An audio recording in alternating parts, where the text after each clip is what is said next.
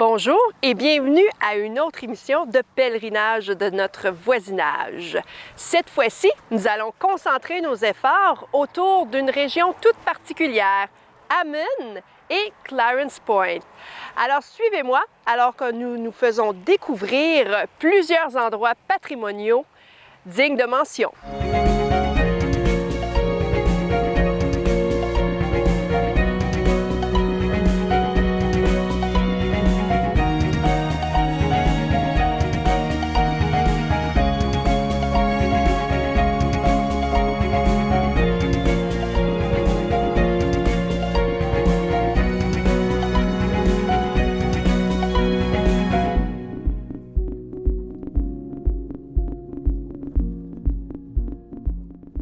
Le tout débute en 1882, alors que Samuel Léonard épouse Odile Séguin.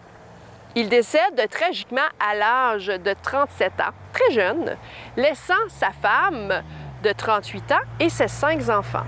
Lorsque son aîné atteint l'âge de 12 ans, Madame Séguin le juge assez vieux pour cultiver la terre paternelle. Obéline est une pionnière qui n'avait pas peur de mettre la main à la pâte en travaillant dans les champs et à la boucherie. En 1909, elle fait construire cette maison de briques rouges pour ensuite la céder à son fils avant de mourir en 1949. En 1933, William Léonard fonde un commerce afin d'attirer la clientèle qui se rend déjà en avant de chez lui à la fromagerie. Dans le magasin, il était possible d'acheter des vêtements, des denrées alimentaires, des bottes de travail, de l'essence, de la moulée et bien plus encore. Le magasin a fermé en mars 1960.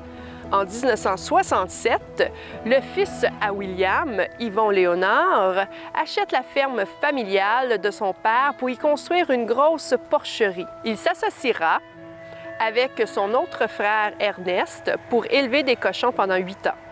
Il songe pendant plusieurs années à fonder un terrain de golf. Le projet se réalisera enfin en 1980 et c'est pourquoi l'ancienne maison Léonard se trouve aujourd'hui sur le terrain de golf de Hammond.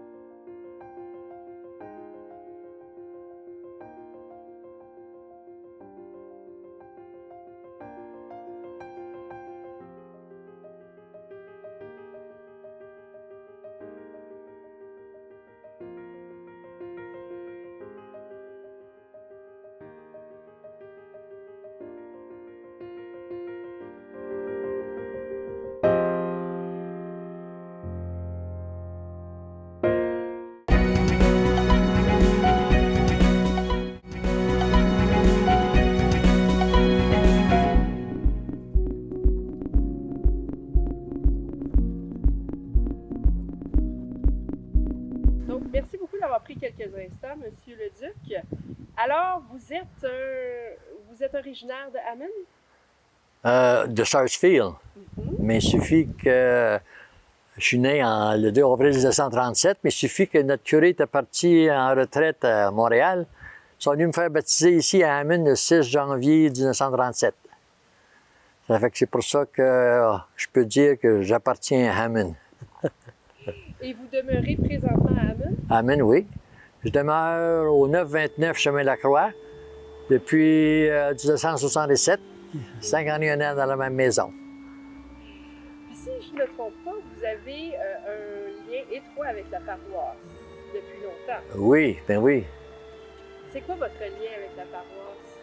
Bien, après j'ai à l'âge de 18 ans, de 18-20 ans, j'ai rencontré une fille de Hammond que j'ai épousée, qui s'appelle Armande Lacroix, le duc, la famille.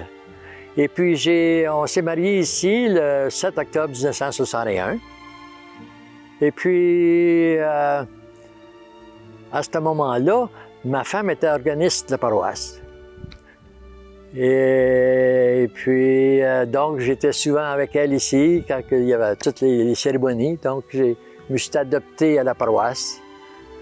En 1965, j'ai acheté mon banc de la famille Martel, qui était dans le 4e banc en avant. Et puis, dans ce temps-là, on payait 8 piastres par année pour le banc. Éventuellement, ça a disparu, ça. Mais j'ai continué à m'asseoir dans le même banc. Ça fait 53 ans que je m'assois dans le même banc, tous les dimanches. Mon épouse, je suis seul à cause que mon épouse elle est dans la chorale. Donc, pouvez-vous parler un petit peu, c'est quoi acheter son banc? Bien, c'était... Avant ça, on avait une personne qui ramassait 10 sous par banc. C'était la façon de faire des fonds pour la paroisse. Et puis, éventuellement, il y en avait assez de paroissiens, de familles. Et puis, je ne me rappelle pas comment il y a de banc à l'église, mais ils ont décidé de vendre le banc. Le monde réservait leur banc, puis ça leur coûtait 8 piastres par année. Puis, ils payaient à la secrétaire ou comme un membre du comité, puis il y avait un reçu, puis il louait, c'était son banc à lui, ça. Donc, les fêtes, Noël, Pâques, tout ça, c'était réservé pour lui. Les gens arrivaient en retard de la messe. Ils arrivaient là, puis ils disaient aux gens, « Sortez, c'est mon banc. » Est-ce que 8 $ par année, c'était beaucoup? En 1965, disons, c'est vrai, c'était un assez bon montant. Oui, c'était pour réserver. Oui. En 1958-63, c'était le Dominique Desjardins, l'abbé Dominique Desjardins, que j'avais connu lorsque j'étais au petit séminaire d'Ottawa. Et puis, définitivement, quand Dominique est arrivé ici, moi, il venait chez nous de 61 à 63. Il venait chez nous comme un ami, venait manger de la crème glacée, quelque chose comme ça. Et puis, l'autre attache qu'on avait, c'est que mon épouse, elle enseignait à Hammond de 1958 à 1992. Elle enseignait 35 ans, à une moyenne de 30 élèves par année. Elle enseignait au-delà de 1000 élèves qui sont paroissiens de Hammond ou qui sont partis. Ça fait qu'on connaissait beaucoup de monde. Mon implication aussi au travers du curé, le curé me disait, Marcel, tu es capable de faire ci, puis j'ai toujours tenu un bon contact avec le curé. Puis même en même temps, j'ai élevé une famille. On avait 5 enfants, il y en a un de décédé. Et puis ils ont né en 62, 64, 66, 68, 70. Oui. Ça fait qu'on avait souvent des baptêmes, on avait affaire avec le curé à ce moment-là. Et puis j'étais aussi impliqué dans les sports. Ça veut dire ça que je connaissais beaucoup de monde aussi, mais surtout avec les curés. Et puis on a eu j'ai pas connu le curé Chevrier qui était ici 17 ans. Mais après ça, en 75, on a eu l'abbé Denis Lascelles, qui était ici 19 ans, de 1975-1994. Et puis l'abbé Lascelles, il était aussi notaire, et puis il était impliqué dans une maison de jeunes, anciennement. Et puis, c'était un bon prédicateur. Et puis, il rencontrait ces jeunes à ce moment-là, les baptêmes, mariages, tout ça. Puis après l'abbé Denis Lascelles, on a eu Marcel Léger. Marcel Léger, qui était un de mes anciens confrères quand j'étais au petit séminaire en 51-55. Et puis, c'était sa première paroisse. Parce qu'avant ça, il enseignait à un collège à Hall. Puis, il était aumônier de l'hôpital civique. Ça fait que Monseigneur l'a envoyé ici comme paroisse. Puis, Marcel Léger, c'était aussi beaucoup impliqué. Quand quelqu'un venait appeler ou venait le voir pour faire un baptême, il disait à quel temps je peux aller chez vous, aller souper. Parce qu'il préparait le baptême avec le souper, avec les parents du nouveau bébé. Et puis, je suis vu qu'il n'y avait pas de ménagère à ce moment-là. Je me suis impliqué avec l'abbé Lascelles, on a parti la popote roulante. J'étais à ma retraite, moi, en 1989. Ça fait 29 ans que j'étais à ma retraite. Ça fait que j'ai eu le temps de faire beaucoup de choses, puis c'est toujours pour la paroisse. J'ai été impliqué, j'avais la clé, les lumières externes ne fonctionnaient pas, je réglé le cadran en bas. J'ai toujours été impliqué dans la paroisse. Vous avez fondé la popote roulante. Oui. Moi, qu'est-ce que ça mange en hiver, la popote roulante? La popote du canton. À ce moment-là, en 1989-90, on a appelé Gisèle Lalonde de Saint-Pascal qui avait un pourvoyeur. On l'a appelé parce que quelqu'un des personnes seules à la maison, c'est là qu'on délivre les repas. Et puis, Mme Gisèle Lalonde, à ce moment-là, n'était pas prête pour faire des repas pour 3 ou 4 personnes. Donc, on a appelé résidence Roger Séguin. Puis à ce moment-là, le président était Lucien Cusson, qu'on connaît bien. Il demeure ici à Hammond. Ça fait que Lucien, il nous a dit « certain, je vais accepter ça ». Et puis, j'ai rencontré les présidents des clubs des aînés.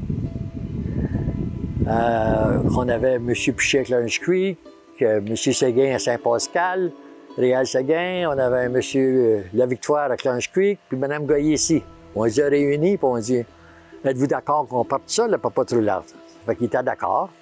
Même à ce moment-là, ils ont dit « tu es à ta retraite, t'as le temps, toi? » J'ai dit non. Je suis pas pour le moment, j'ai d'autres choses à faire, je joue au golf, et puis j'ai d'autres implications dans la paroisse. Donc, ils sont arrangés, mais j'ai vu acheter des couleurs pour emmener des genre de valises qu'on avait là, pour emmener les repas aux personnes. Et puis on allait chercher les repas à Bourgette, à Clarence Creek. Puis les 4 paroisses ont fait ça. Jusqu'à temps qu'en 99, on a ouvert la résidence. Puis on a demandé à Nicole. Puis Nicole elle nous a donné la permission d'avoir nos repas là.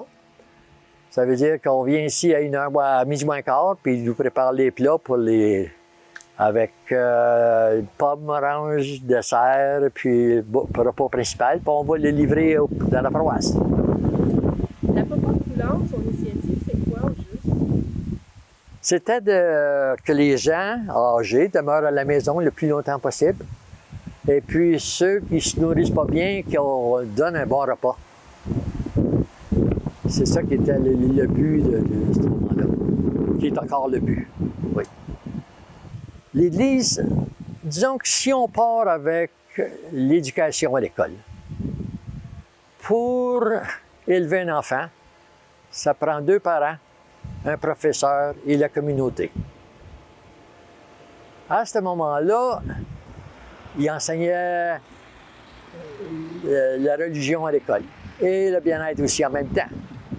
Donc, on voyait nos jeunes à l'église, On avait même, à ce moment-là, des fois, là, 10, 12, j'ai vu même jusqu'à 20 enfants de chœur.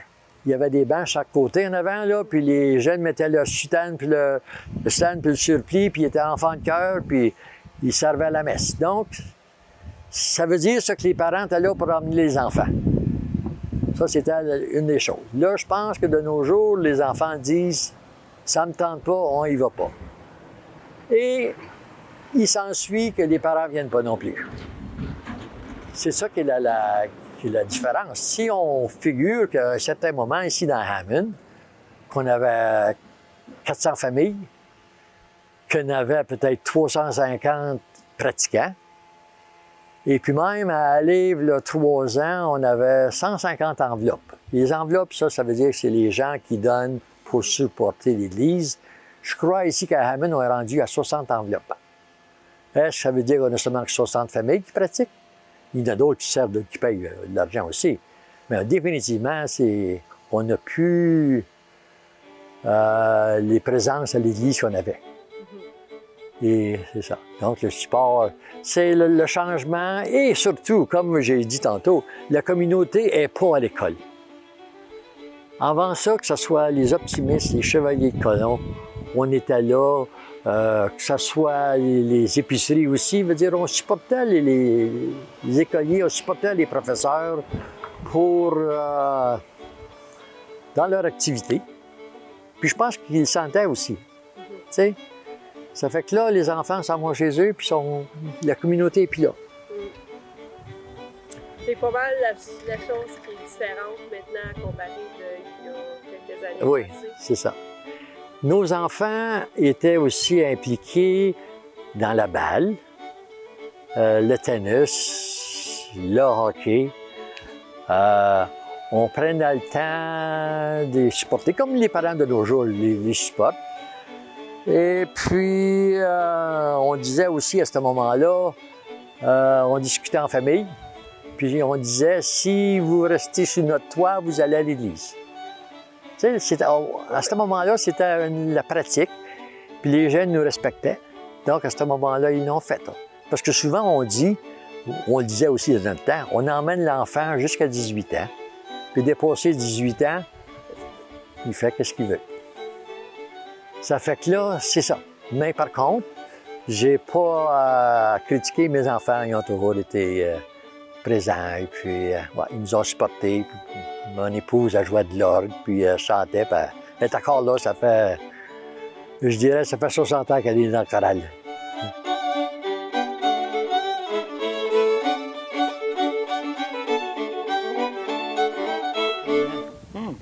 Et puis, il y a eu des changements sûrement dans l'édifice derrière nous. Un peu. On a peut-être fait des rénovations depuis 1912. 12? Oui, ça fait 100 quelque chose ans, là, 104 ans peut-être. Oui, oui. C'est quoi les changements qu'on a quand même faits? Mais comme moi, ça fait 2 ans que je suis ici, je ne suis pas tout au courant de tout ça, mais je sais que les fenêtres en haut, ça c'est brand new depuis que je suis arrivé. Les fenêtres alentour, oui, on a changé un petit peu. On a changé les railings à côté de la galerie ici. On est en train de voir un projet pour peinturer la galerie ici en avant puis en arrière. Dans la cuisine, on a peinturé un peu les chambres en haut quand je suis arrivé. Le bureau ici est peinturé. Quelques changements qui s'en viennent. Ouais. Bien, là, présentement, c'est votre bureau à l'intérieur, mais le bureau de la paroisse a été déménagé. C'est ça. Maintenant, le bureau de la paroisse est ici à la sacristie, dans l'église même. Puis moi, mon bureau est ici au coin, là, ici. Alors, je reçois beaucoup de monde pour les baptêmes, les mariages, les funérailles. Je reçois toujours les familles chez nous au presbytère. Ça, c'est mon bureau. Parfait. Alors, sans plus tarder, vous nous donnez une visite de cette Bienvenue. belle édifice. Chez nous, c'est chez vous. Viens-t'en, voilà. Faire quelque chose. OK. Merci, on y va. On y va.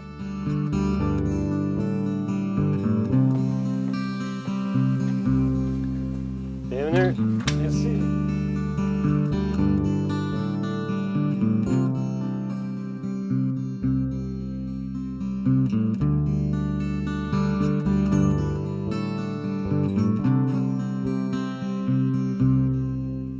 Alors, nous voici dans la demeure, la résidence de l'abbé Jonathan. Alors, Jonathan, donne-nous un petit tour de cet bel édifice. Bienvenue chez nous. Petite maison. On rentre à travers la porte de la galerie, puis là, juste à droite, c'est mon bureau. Je suis en train de refaire un peu mettre les murs, les cadres sur les murs. On vient juste de peinturer, ça fait pas longtemps. À gauche, c'est le salon. On prie là des fois. Puis c'est là vraiment que j'accueille les familles quand le monde vient me voir pour les baptêmes, les mariages, les funérailles. Ici, c'est la salle à manger. C'est encore les meubles originaux. Ça, je pense... Puis à chaque fois qu'on rentre dans les presbytères, n'importe quel presbytère dans le monde, là, le curé laisse toujours des choses. Les anciens curés, là, ça, je pense que c'est le piano de l'abbé Louis qui était ici avant moi. Alors ça, c'est une belle salle à manger. Je reçois du monde de temps en temps ici. Mais la cuisine, ne regardez pas les vaisselles. Là. Je vais faire ça plus tard ce soir. Mais la petite cuisine, ça va bien. Alors, c'est vrai qu'il n'y a pas de ménagère ici, d'abord. Non, c'est moi. Moi, je fais tout. Monsieur micro-ondes, il fait tout. Il cuisine pour moi aussi, là, tu sais. Non, c'est correct, c'est correct. Alors, il n'y a pas de ménagère, mais vous avez sûrement quelqu'un qui vient vous aider. Oui, j'essaie de faire les vaisselles, etc., mais il y a quelqu'un qui vient m'aider une fois par semaine. Elle m'aide beaucoup dans mon ministère. Elle m'aide beaucoup. Je sais qu'on a parlé de votre bureau, du salon, la salle à dîner, mais il y a 2 étages à l'édifice, peut-être même 3. Il y en a 4. Il y en a 4! Un sous-sol, le premier plancher, le deuxième et le grenier en plus. Ah, le grenier. Moi, j'aime les greniers. Oui, bien, on va aller visiter plus tard. On va y aller plus tard. Parfait.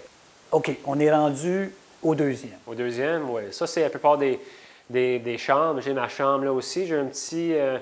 quand on monte les escaliers, à gauche, une chambre de visite. Souvent, mon père est là ou ma mère. Puis à la chambre à droite aussi, une autre chambre de visite. Il y a la salle de bain, bien sûr. Et on continue. Il y a une chambre spéciale pour le sport. Alors, vous allez voir le jersey de Pittsburgh là-dedans, puis j'essaie de faire un peu d'exercice de temps en temps. Si on continue, bien, j'ai une petite salle aussi, une petite chambre de prière.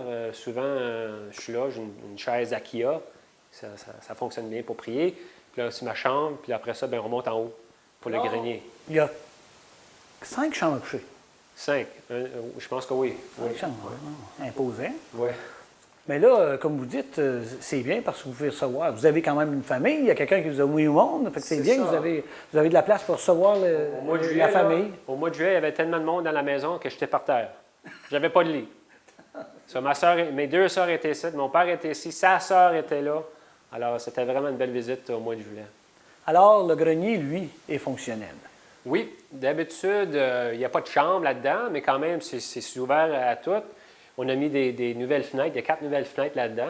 Mais aussi, souvent, on met les archives de l'église en haut. Alors, quand on n'a pas de place dans le bureau, on commence à mettre ça des choses en haut. On peut le visiter? On peut, définitivement. On va lui faire une petite visite guidée là-dedans. Ah, parfait. Alors, allons-y. Bienvenue.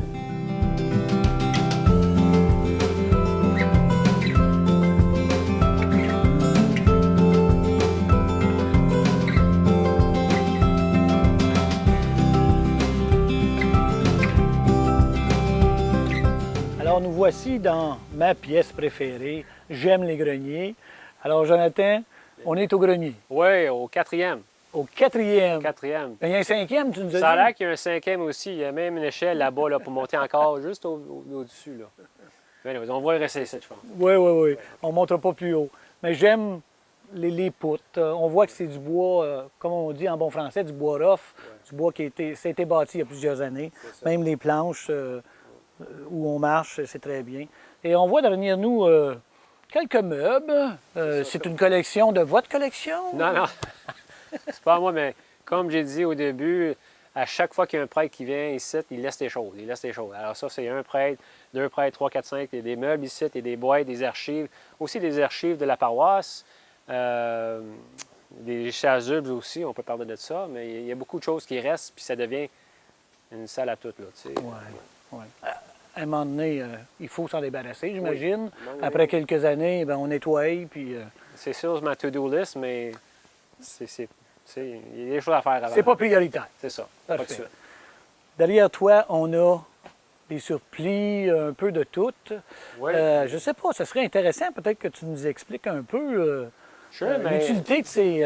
à ta connaissance, toujours? Oui. Parce que tu es encore un jeune homme, comme on dit. Oui, bien, ça fait partie Mais c'est pas juste des archives, il y en a quelques paroisses dans le diocèse d'Ottawa qu'on les porte encore, mais ça, c'est une soutane qu'on portait souvent. Il y a quelques prêtres de mes confrères qui en portent encore, une soutane pour leur ministère.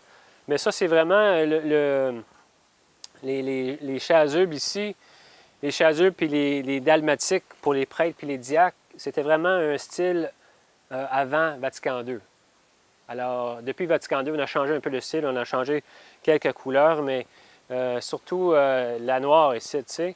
Souvent, nous autres, après Vatican II, on peut porter le noir pour la célébration des défunts le 2 novembre. C'est le mois d'espérance pour nos frères et nos sœurs défunts. Mais avant Vatican II, il y avait quelques célébrations liturgiques qu'on pourrait le porter assez souvent. Mais après Vatican II, on n'a pas vraiment... il y a 2 ou 3 célébrations qu'on pourrait le porter, mais pas souvent. Pas souvent. Ouais. Alors, il y en a quelques paroisses dans le diocèse d'Ottawa qui pourraient les utiliser. J'en parle avec eux autres en ce moment. Mais nous autres, à Saint-Mathieu, puis dans mon coin, on les porte plus. On est traditionnel, mais à notre façon. C'est ça, exactement.